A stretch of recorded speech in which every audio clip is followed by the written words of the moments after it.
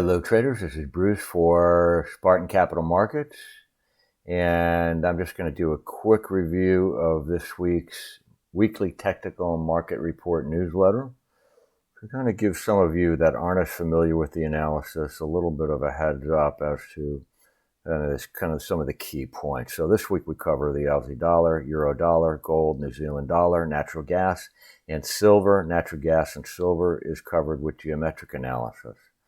For the Aussie dollar, you can see how we've been in a nice trend channel. We have so far found support at the 62% Fibonacci retracement.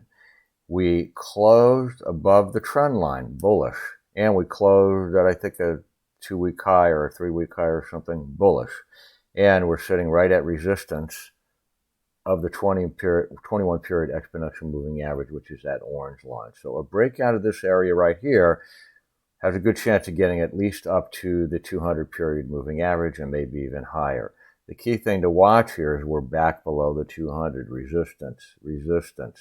Broke through, tested as support, failed. Now it's potential resistance again. So for the Aussie dollar, we're just looking at a possible bounce up to this zone over here, and then we'll have to reanalyze and see what's going on.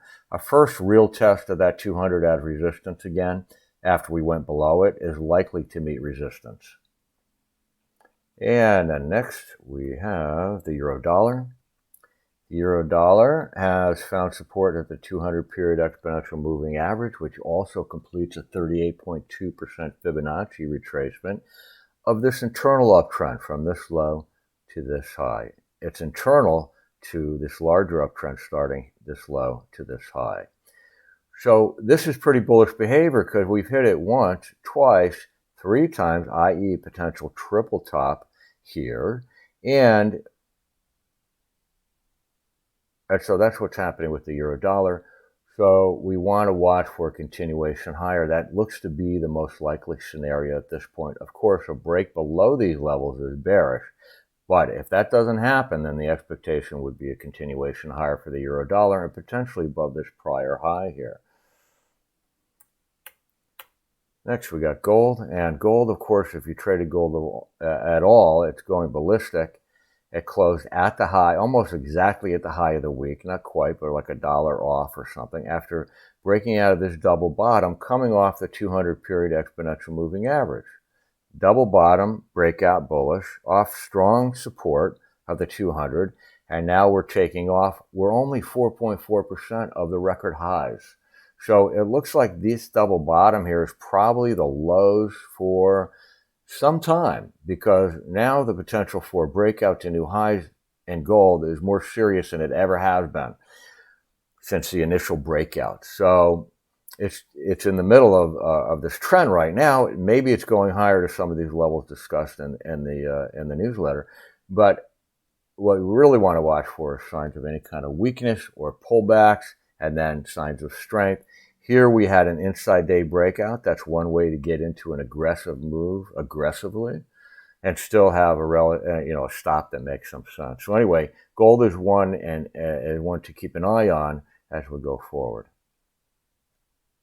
And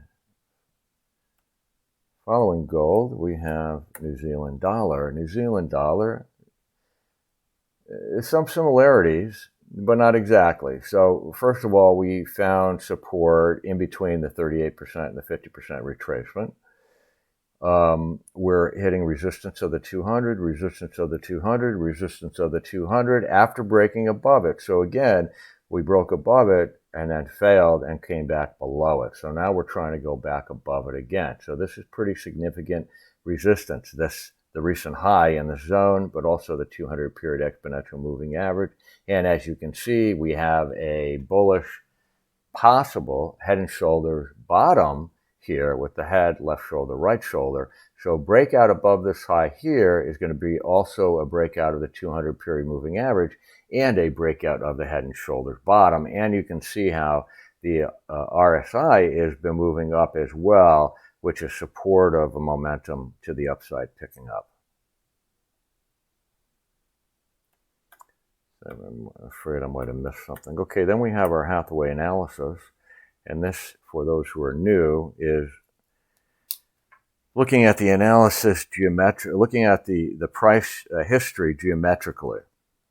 And when we do that, we can we're better able to pick more accurate price levels because we're very specifically taking mathematical relationships in the past and moving them into the current period of time so that you see that there is a relationship and there's some confirmation of that relationship. And that's why there's some circles in here and some straight lines and some tangent lines being tangent of this circle here, this horizontal.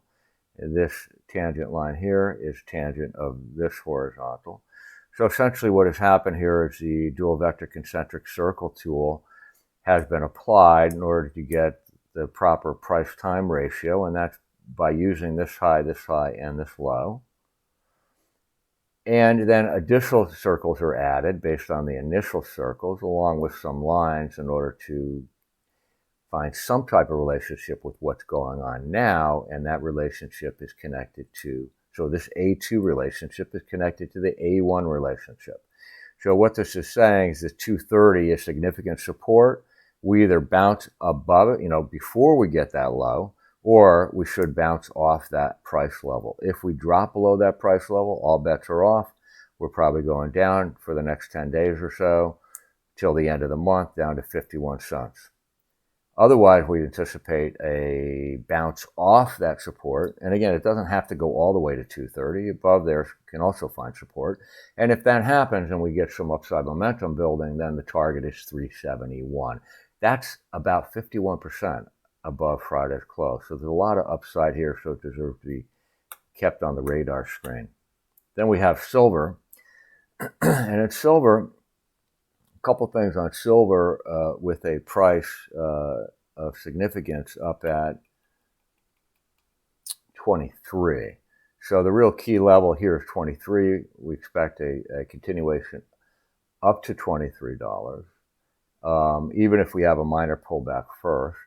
And then the key is $23, is it going to reverse to the downside and be resistance, or are we going to break out above it? So that's what we're watching on silver. And of course, silver and gold have some relationship. So since we are seeing some very aggressive action in gold, it's certainly possible that we eventually see some aggressive action in silver as well, as silver comes in play and gold backs off, and activity in gold backs off a bit. So that's it for today, traders. Enjoy the newsletter. And some of you I will see on Monday for a brief webinar. Have a great weekend.